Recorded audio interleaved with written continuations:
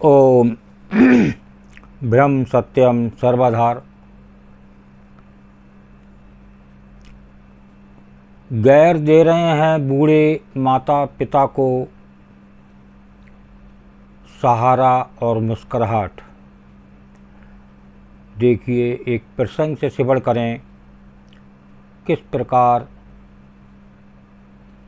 गैर दे रहे हैं बूढ़े माता पिता को सहारा। मोहन अपनी पत्नी सुधा के साथ मंदिर भगवान के दर्शनों के लिए आया था। दर्शनों के बाद वापसी में मंदिर की सीढ़ियों से उतरते समय अचानक दोनों पति पत्नी को भिखारियों की भीड़ ने घेर लिया। सुधा ने पर्स खोलकर उन्हें पैसे देने शुरू ही किए थे कि मोहन गुस्सा होने लगा। उफ सुधा, तुम्हें पता है ना मुझे ये सब पसंद नहीं, फिर भी यार इन्हीं वजहों से मंदिर आना मुझे अजीब सा लगता है। मोहन जी, ईश्वर की कृपा से हमारे पास सब कुछ है। एक बड़ी एक्सपोर्ट की फैक्ट्री तो एक बुटीक, इतना कमाते हैं तो कुछ दान भी तो करना चाहिए ना। यार मुझे दान देने से कोई परेशानी नहीं, परेशानी इन हट्टे कट्टे लोगों को देखकर होती है जो स्वयं काम धंधा करके कमा खा सकते हैं, मगर बैठे बैठे तुम जैसे लोगों की वजह से ये काम धंधा नहीं करते। अरे तो आप क्या चाहते हैं, कोई इन्हें कुछ ना दे? और यदि कहीं कोई काम नहीं मिले तो ये भूखे सोएं, ये तो गलत है ना। उफ, तुम्हें कौन समझाए। अब कहकर मोहन वहीं एक दीवार पर बैठ गया। अचानक उसकी नज़र एक बुजुर्ग दंपत्ति पर पड़ी जो बहुत सुंदर सुंदर कपड़ों के बैग लिए बैठे थे। आप दोनों क्यों नहीं मांगते, आपकी तो उम्र भी है। मोहन ने कुछ तीखे तेवर से दोनों को कहा, बेटा हमें अच्छा नहीं लगता, हम मेहनत करके खाने में विश्वास रखते हैं, ना कि मांग कर खाने में। मोहन को कुछ हैरानी हुई, फिर वो बोला, तो बाबा आप इन्हें क्यों नहीं समझाते?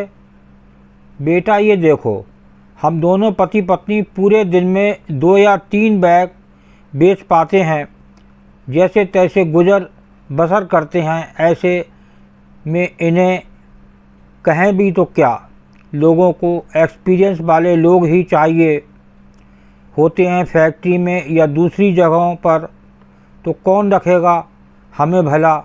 बस यही कारण है कोई भी मेहनत करके नहीं खाना चाहता। बाबा ये बैग बड़े सुंदर हैं, कहाँ से लाते हो, मुझे भी बताइए, मुझे थोक के भाव में चाहिए।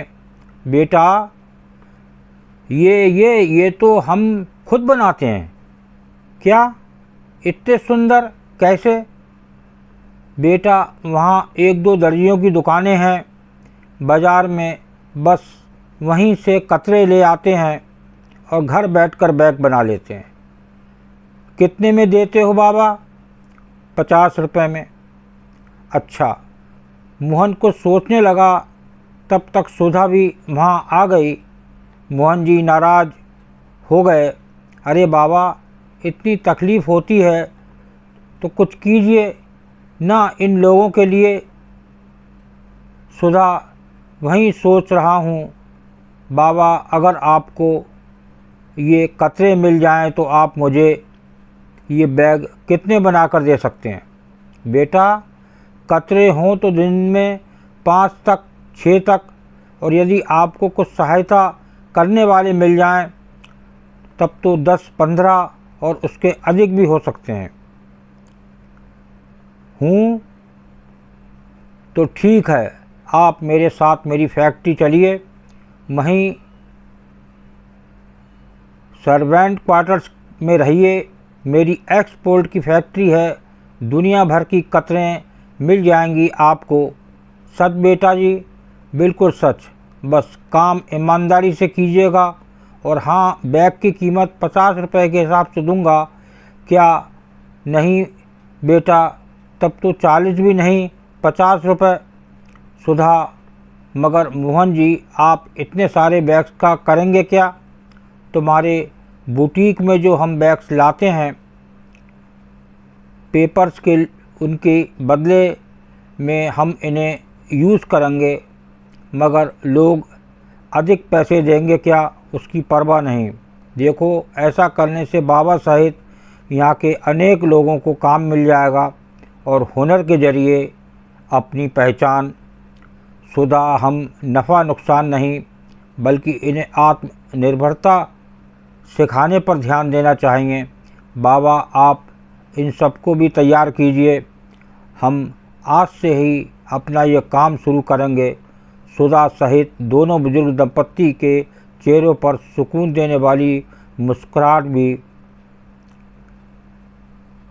दोस्तों, काश कि हम सभी ऐसे ही मददगार बन सकें और जिस भी हाथ में हुनर है उसको बढ़ावा दे सकें, और तब बनेगा हमारा सपनों का भारत और बनेगा हर गांव शहर खूबसूरत।